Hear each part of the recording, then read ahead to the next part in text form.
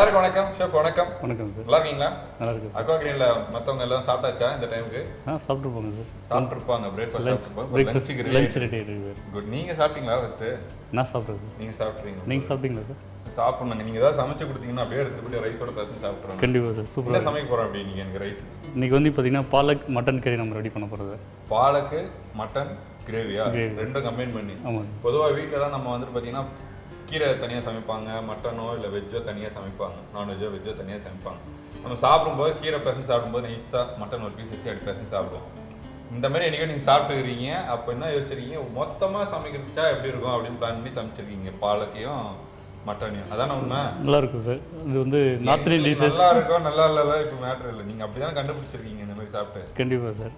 So அது நமக்கு ஒரு திங்ஸ் தான். அதில் வேலை இருக்கிறது எதுக்குங்க, மொத்தமாக நம்ம சமைச்சு மொத்தமாக சாப்பிட்டுக்கலாம். ஸோ அது மட்டும் இல்லாமல் இப்போ வந்து நம்ம சம்மர் டைம் ஆயிடுச்சு.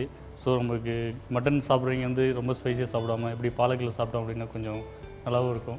ஸோ அதுக்கோசரம் நான் வந்து பிளான் பண்ணி நம்ம இந்த கறி. நிறைய பேர் கீரைகள் சாப்பிட மாட்டாங்க, அப்படியே கறி காய்கறி சாப்பிடுவாங்க. பட் கீரைகள் நிறைய பேர் அவாய்ட் பண்ணுவாங்க சாப்பிட்றது. நீங்கள் மட்டனை வந்து இந்த மாதிரிலாம் செஞ்சு கொடுத்தீங்கன்னா சாப்பிட்றதுக்கு நல்லா இருக்கும். அவங்க அந்த மாதிரிலாம் செஞ்சு கொடுத்தாங்கன்னா வீட்டில் இருக்கிறவங்க நல்லா சாப்பிடுவாங்க. கண்டிப்பாக. ஸோ நல்லா ப்ரோட்டீனாக இருக்கும்.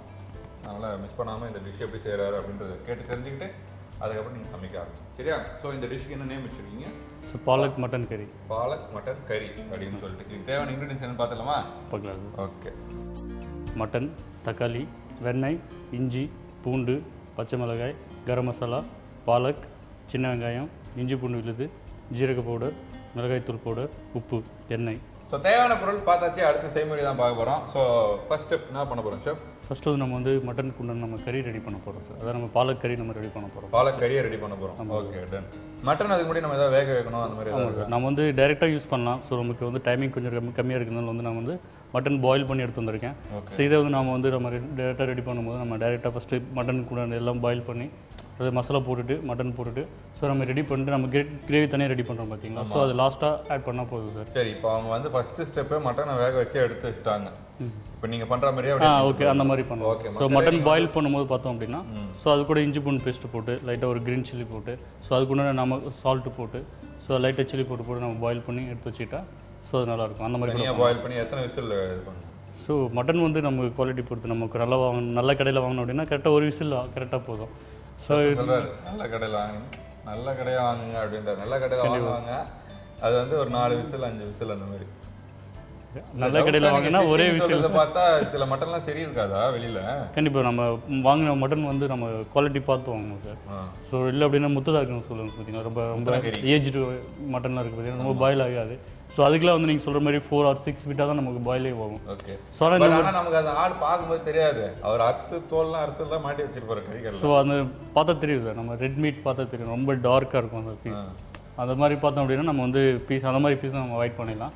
ஸோ நல்லா சாஃப்ட்டாக இருக்கும். சாஃப்ட்டாக வந்து ரெட்டிஸ் கலர் லைட்டாக அந்த மாதிரி கலர் இருக்கும். பார்த்தோம் சமைக்கிறவங்களே கடைக்கு போய் வாங்கணும், அப்போ தான் உங்களுக்கு தெரியும். கண்டிப்பாக தெரியும். யாரோ வாங்கிட்டு வந்து எங்க இல்லை நம்ம ரெகுலராக வாங்குவோம் மட்டன் கடையில் அப்படி தான் பண்ணுவாங்க. எங்க ஒரு கிலோ வாங்கிட்டு வந்து கொடுத்துருங்களேன் அப்படின்வாங்க. அவர் போய் பாவம் இருக்கிற ஏதோ டென்ஷனில் கறி வாங்கிட்டு வந்து கொடுத்துருவாரு. வீட்டில் இவங்க சரியாக செய்யலன்னு வச்சுங்களேன், என்ன தெரியுமா சொல்லுவாங்க, நீங்கள் வாங்கிட்டு வந்த கறி தாங்க இவ்வளோ பிரச்சனையா பாருங்க, தெரியல நான் ஒழுங்காக தான் எப்பவும் போல சமைச்சேன் அப்படின்னு சொல்லி பழி மாற்றி போட்டுருவாங்க. இந்த பழியெல்லாம் தீர்த்துக்கிறது நம்ம என்ன பண்ணோம், அவங்ககிட்டே தாமா 1000 ரூபா 500 ரூபா அப்படின்னு கொடுத்துட்டு நீங்களே போய் கறி வாங்கிட்டு வந்துருமா அப்படின்னு சொல்லி அனுப்பிச்சு விட்டுருங்க. யார் சமைக்கிறாங்களோ அது அவராக இருந்தால் கூட உங்களுக்கு பிரச்சனை இல்லை. வீட்டில் அவர்கிட்ட பைசா கொடுத்துட்டு அவரை போய் வாங்கிட்டு வர சொல்லி அவரை வச்சு சமைக்க வச்சிருவோம். ஸோ மட்டன் வந்து நம்மளுக்கு ப்ராப்பராக இருந்துச்சுன்னா மற்றதெல்லாம் ஈஸியாக முடிச்சிடலாம். கண்டிப்பாக. இப்போ நம்ம வந்து அந்த பாலக் மசாலா ரெடி பண்ண போகிறோம் ஃபஸ்ட்டு. ஆமாம். ஓகே. அடுப்பு ஹீட் ஆகிடுச்சு. ஸோ ஃபஸ்ட் வந்து கடாய் ஹீட் பண்ணிட்டு அது கூட வந்து எண்ணெய் ஊற்ற போகிறோம். கொஞ்சமாக எண்ணெய் ஊற்றி நம்ம எண்ணெயே இல்லாமல் சமைக்கணும் வச்சு அந்த மாதிரி எதாவது இருந்தால் ஒரு நாள் சமைக்கலாம். சரியா? எண்ணெயே ஊற்றக்கூடாது, ஆனால் அடுப்பு தான் யூஸ் பண்ணி சமைக்கணும். ஸோ அதுக்கு தகுந்த மாதிரி குக் வேறு இருக்குது சார். அதுக்கு தகுந்த மாதிரி குக் வேறு நம்ம யூஸ் பண்ணோம். நம்ம வந்து ஆயில் யூஸ் பண்ணலாம். ஆயில் இல்லை. ஸோ அதுக்கு வந்து நம்ம ஸ்டெயின்லெஸ் அப்படி சொல்லலை, பாத்திரம் வந்து நம்மளுக்கு முக்கியம் சொல்லலை, அந்த டிஷ்ஷிலே எண்ணெயே இருக்கக்கூடாது. அப்போ தான் எல்லாரும் பார்ப்பாங்க, இதை சாப்பிட்டா நமக்கு வந்து கொழுப்பு சேராது போல இருக்குது அப்படின்னு. அதான் சார் நான் ஒரு குக்கர் சொல்கிறேன். அந்த குக்கர் வந்து பார்த்தீங்க அப்படின்னா நம்ம வந்து ஆயிலை யூஸ் பண்ண தேவையில்லை. ஜஸ்ட் அந்த குக்கரில் போட்டு நம்ம இப்போ யூஸ் பண்ணுறோம் பார்த்தீங்களா, ஸோ அந்த திங்ஸ் எல்லாமே போட்டுட்டு அப்படியே ரெடி பண்ணலாம். பட் அந்த டேஸ்ட் அப்படியே சூப்பராக வரும் சார். அப்படியே சூப்பராக இருக்குமா? எவ்வளோ இருக்கும் அது? 35,000 சார். ஓகே.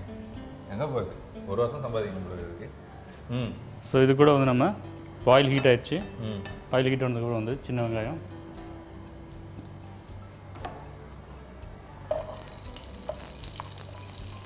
அது கூட வந்து பச்சை மிளகாய்,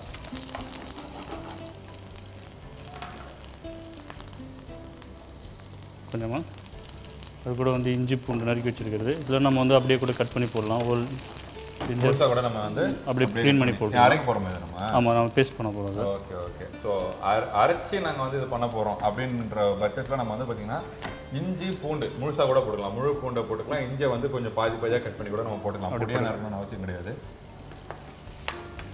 நல்லா ரோஸ்ட் ஆகிடுச்சு. இது நல்லா ரோஸ்ட் ஆகணும்.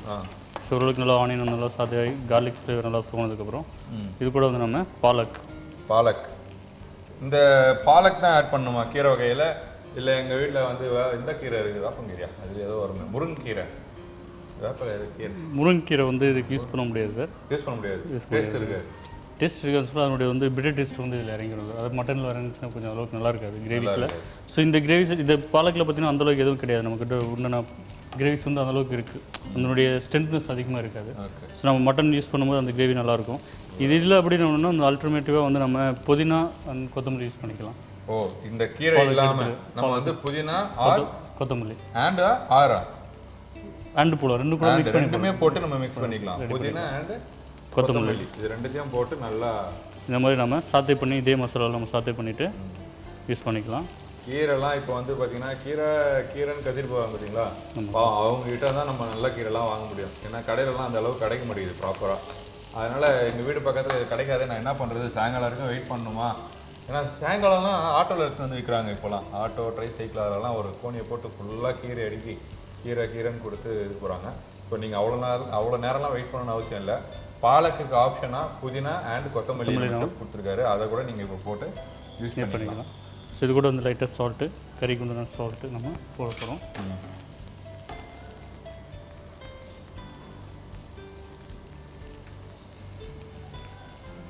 ஸோ இது நல்லா சால்ட் போடணும், லைட்டாக வாட்டரிங் ஆகி நல்லா மிக்ஸ் ஆகிடும் அது.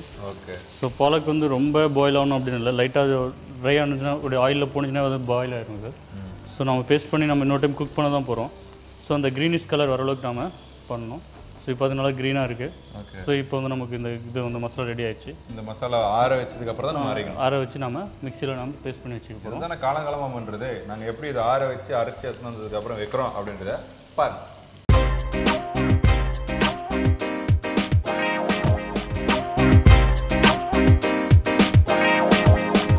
ஸோ ஆற வச்சு மிக்சியில் அரைச்சி எடுத்து வந்து இங்கே வச்சாச்சு. புதினா தொகு மாதிரி இருக்குது பார்க்க. பாலக் வந்து பார்க்க அப்படி இருக்குது, பட் ஆனால் அது அப்படி இல்லை. நாங்கள் வந்து பாலக்கில் வந்து செஞ்சுருக்கோம். பாலக் தொக்கு மாதிரி பாலக் கறி வந்து ரெடி. அந்த மட்டன் கறி கொண்டு நம்ம பாலக் கறி நம்ம ரெடி பண்ணியிருக்கோம். சரி, ஓகே. ஸோ இதை வந்து நம்ம வந்து கிரேவியாக ரெடி பண்ணுறது பார்க்க போகிறோம். ஸோ அது ரெடி ஆயிடுச்சு. நம்ம அடுத்து வந்து நம்ம கிரேவி நம்ம ரெடி பண்ண போகிறோம். கிரேவி தானே இது? ஆக்சுவலி இது வந்து கறி நம்ம ரெடி பண்ணுவோம். அடுத்து வந்து மட்டன் போட்டு மசாலா ரெடி பண்ணி வச்சிருக்கோம். மசாலா ரெடி பண்ணி வச்சிருக்கோம். இது இல்லாமல் தான் கிரேவியேவா? Okay, ton. இப்போ வந்து கடாய் வச்சு நம்ம ஹீட் ஆனதுக்கப்புறம் எண்ணெய் ஆயில் ஊற்ற போகிறோம். ஓகே.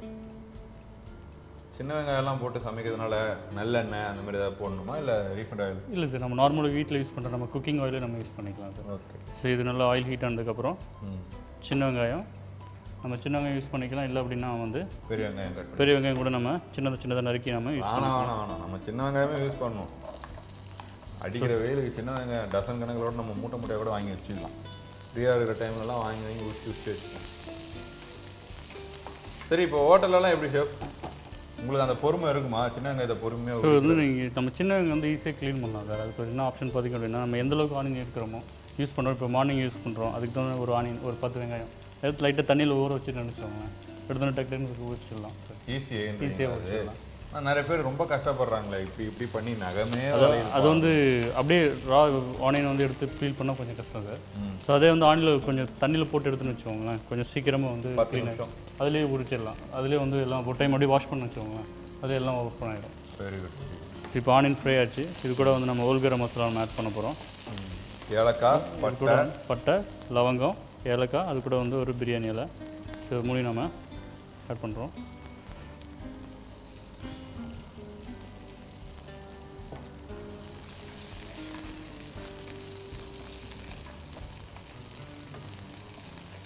இது நல்லா ஃப்ரை ஆகிட்டுருக்கு. ஸோ ஆனியன் நல்லா ஃப்ரை ஆட் பண்ணி, ஸோ இது கூட வந்து நம்ம வந்து இஞ்சி பூண்டு பேஸ்ட் நம்ம ஆட் பண்ண போகிறோம். இஞ்சி பூண்டு பேஸ்ட் கொஞ்சமாக. ஏன் ஷெஃப் இதுலேயே நம்ம வந்து கார்லிக்கு இது வந்து பொடியாக நறுக்குனதே போட்டுருக்கலாமா? அது வந்து போட்டிருக்கு சார். அது வந்து நம்மளுடைய கிரேவி, அதாவது நம்ம வந்து தனியாக மசாலா ரெடி பண்ணுறதுக்கு நம்ம ஃப்ளேவரிங்க்கு நம்ம போட்டிருக்கோம். ஸோ இது வந்து நம்ம சாத்தே பண்ணணும்னா தான் நமக்கு வந்து கிரேவி, அதாவது நம்ம டொமேட்டோ போட போகிறோம். ஸோ அது கூட நம்ம வந்து கிரேவி கண்டென்ட்ஸை நம்ம வந்து நல்லா ஃப்ளேவரிங் கிடைக்கும் மட்டன் கூட.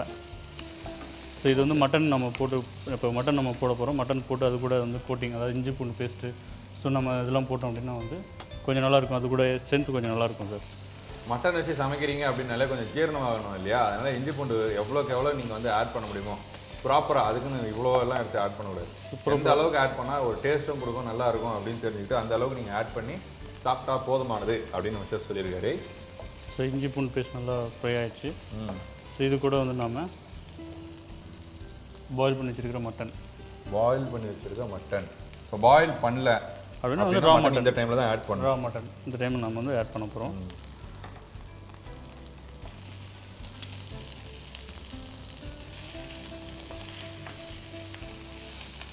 ஸோ பாயில் பண்ண மட்டனை அப்படியே ஆட் பண்ணி நம்ம அந்த ஆயிலே நம்ம வந்து கொஞ்சம் சாத்தே பண்ணுறோம். இது கூட பார்த்தீங்கன்னா அந்த இஞ்சி பூண்டு பேஸ்ட் எல்லாருடைய ஃப்ளேவர்ஸ் எல்லாம் மிக்ஸ் ஆகும். இது என்ன சாப்பாடு பேசி சாப்பிட்றது தானே இல்லை சாப்பாடு எடுத்துக்கலாம் சார். அது கூட நம்ம இந்த சப்பாத்தி கூட எடுத்து சாப்பிட்லாம். பரோட்டாலாம் சாப்பிட விடாது மேடம், அதனால் வேறு ஏதாவது சாப்பிட்லான்றீங்க? சாப்பிட்லாம் சார். Very good. ஸோ இது கூட வந்து நம்ம தக்காளி நறுக்கி வச்சிருக்கிற தக்காளி நம்ம ஆட் பண்ண போகிறோம்.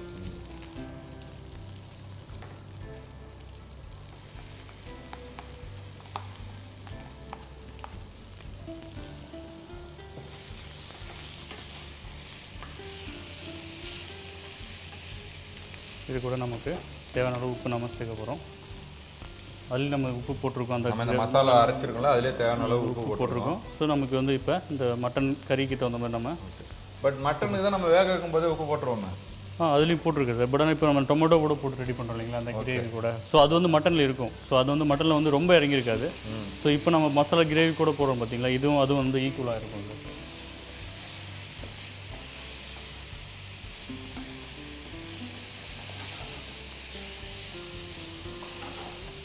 இது கூட மிளகாத்தூள்,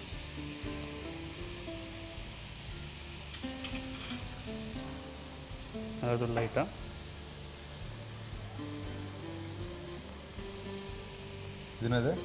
இது ஜீரகத்தூள்,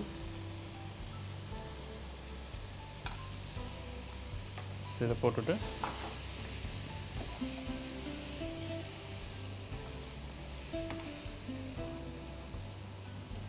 மிக்ஸ் பண்ணிட்டு இது கூட லைட்டாக நம்ம வாட்டர் ஆட் பண்ணுறோம்.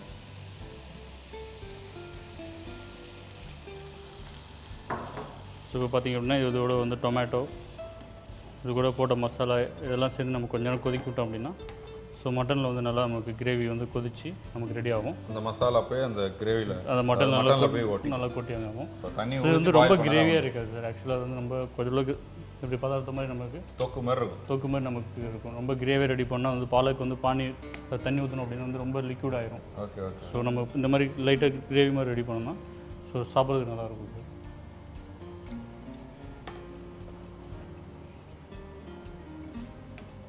இது ஆக்சுவலாக எந்த ஒரு ஸ்பெஷல் இது மட்டன் இந்த மாதிரி போட்டா இருக்கு? இதில் வந்து north Indian side, north Indian இந்த கீரை மாதிரி வந்து ஏதாவது சமைச்சாலே அது நார்த் இந்தியன் சைடு. பட் ஆனால் இதான் ஃபர்ஸ்ட் டைம் நானே கேள்விப்படுறேன் வெஜ் அண்ட் நான்வெஜ் காம்பினேஷன் சமைக்கிறது. இதுலேயே வந்து இது கூட ஆலு கூட போட்டு ரெடி பண்ணலாம். ஆலு, அதாவது பாலக்கு வித் ஆலு அது மட்டன் கூட போட்டு ரெடி பண்ணலாம். இப்படி மட்டன் கடைசி ஆட் பண்ணுவோம் அதே மாதிரி ஆட் பண்ணலாம். இல்லைன்னா பாலக்கு எடுத்துட்டு ஆலு மட்டும் போட்டு நம்ம அது வேறு கிரேவி ரெடி பண்ணுவோம் சார். ஸோ ஆனியன் டொமேட்டோ போட்டு அந்த கிரேவி ரெடி பண்ணிவிட்டு அதில் நம்ம இது ஆட் பண்ணுவோம் சார். ஸோ ஓரளவுக்கு கிரேவி நம்ம ட்ரை ஆகிட்டு இருக்கு. ஸோ இப்போ வந்து இது கூட வந்து நம்ம ரெடி பண்ணி வச்சுருக்கிற பாலக் மசாலா வந்து நம்ம இதில் ஆட் பண்ண போகிறோம்.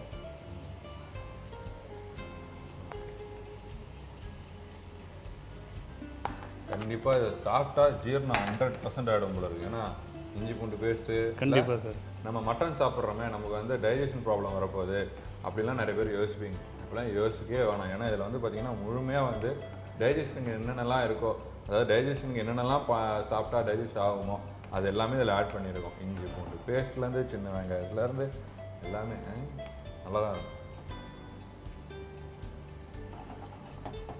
ஸோ ஸோ ஆல்ரெடி நம்ம மட்டன் பாயில் பண்ணியிருக்கோம். ஆல்ரெடி நம்ம மசாலா வந்து நம்ம லாஸ்ட்டாக வந்து ஸ்ட்ரீப் பண்ணி தான் அதை சாத்தே பண்ணி தான் நம்ம ரெடி பண்ணியிருக்கோம்.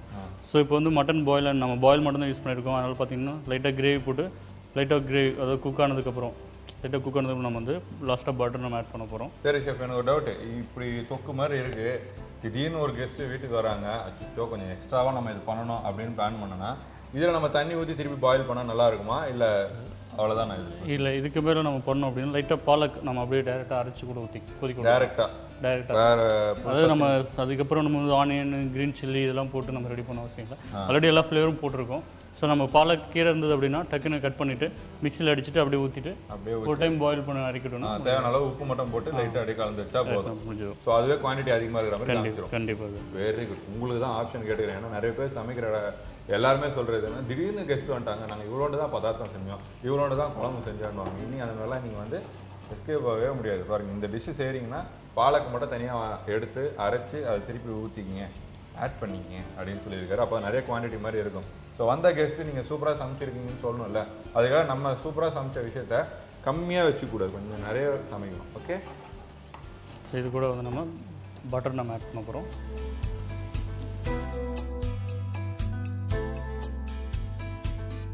ஸோ லாஸ்ட்டாக பட்டர் போட்டோம் அப்படின்னு பார்த்தீங்கன்னா கிரேவி நல்லா வந்து நமக்கு ரிச்சாக நமக்கு டேஸ்டி கிடைக்கும், கிரேவியோட டேஸ்டி. ஸோ பாலக் கூட வந்து நம்ம லைட்டாக வந்து நெய் ஊற்றி சாப்பிட்டோம்னா நல்லா டேஸ்ட்டாக இருக்கும். அரைச்சி சும்மா நெய் ஊற்றி சாப்பிடுவோம். ஸோ அதுக்கோசரம் லைட்டாக வந்து பட்டர் போட்டு அந்த பாலக் கூட சாப்பிட்டோம் அப்படின்னா நமக்கு இன்னும் டேஸ்ட் வந்து ரொம்ப அல்டிமேட்டாக இருக்கும் சார். டேஸ்ட்டும் அல்டிமேட்டாக இருக்கும், பார்க்குற அந்த டிஷ்ஷும் நல்லா கிளாஸியாக செம்மையாக இருக்கும், நல்லா இருக்கும் சார். ஸோ பார்த்தீங்கன்னா நல்லா க்ரீன் அண்ட் அந்த ரெடிஸ் கலர், லைட்டாக ரெடிஸ் கலர் ரெடி ஆயிடுச்சு. இன்னும் அந்த ரெடிஸ் கலர் அந்த டொமேட்டோ பாயில் ஆடுவீங்களா, ஸோ அந்த கலரில் நமக்கு ரெடி ஆயிடுச்சு. ஆமாம் ஆமாம் ஆமாம். ஸோ இப்போ வந்து நமக்கு இதை நாங்கள் அழகாக டிஸ்பிளே ஆக போகிறோம். அப்போ பாருங்கள் என்னென்ன கலரில் இருக்குன்னு பாருங்கள், நீங்களே பாருங்கள்.